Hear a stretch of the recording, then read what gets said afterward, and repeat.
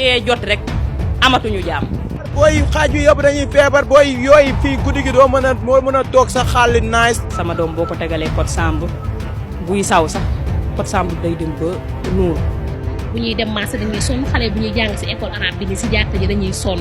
sunu tànki bu ñu ñëwee day mel ni dafa am sabara nuy raxas ak jëndi ordre sewel ak lu ne di ci def.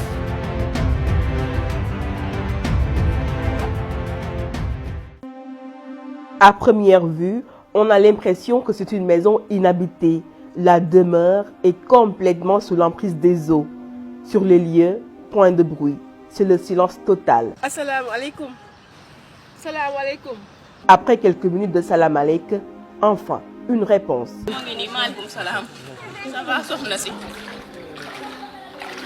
Elle se nomme Ndeye Seynabou Ba. Elle vit ici depuis sa tendre enfance. Mais depuis 2005, la vie dans cette maison ressemble à un cauchemar sans fin.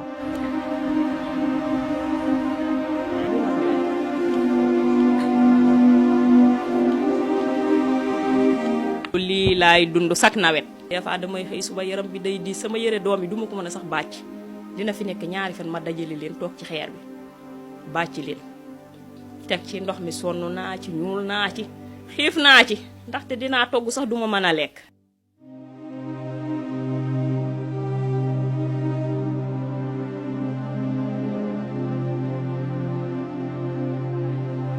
L'eau verdâtre, qui date des premières pluies de la saison, est devenue un vrai paradis pour les moustiques, mais un enfer pour Ndeye Seynabou. Ses pieds sont complètement écaillés. bëccëg bi nii tànk yi day metti ba jàpp sama xol guddi bi rek laa ci mën a diw karité bëccëg bu ma ci diwee karité bi rek bu may dox damay daan tànk yi day ritax.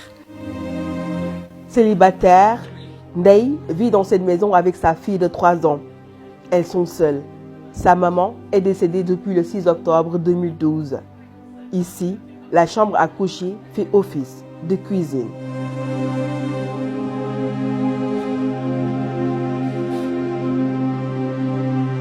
Même pour manger ou faire sa prière, elle utilise le lit comme support.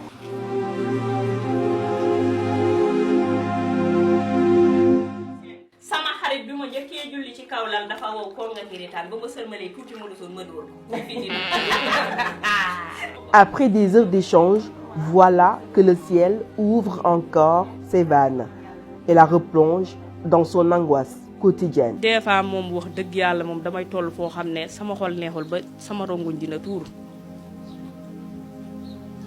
awma fenn fu ma daw awma fenn fu ma wéeru it.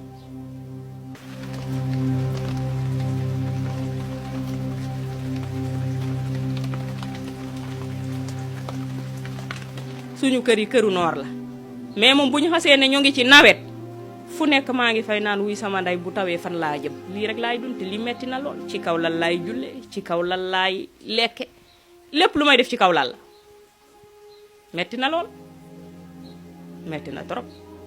Dans cette maison, les toilettes sont impraticables.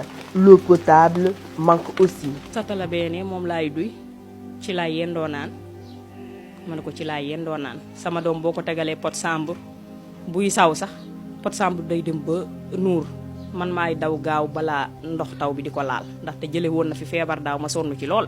Ndeye Seynabou Ba n'est pas la seule à vivre cette situation.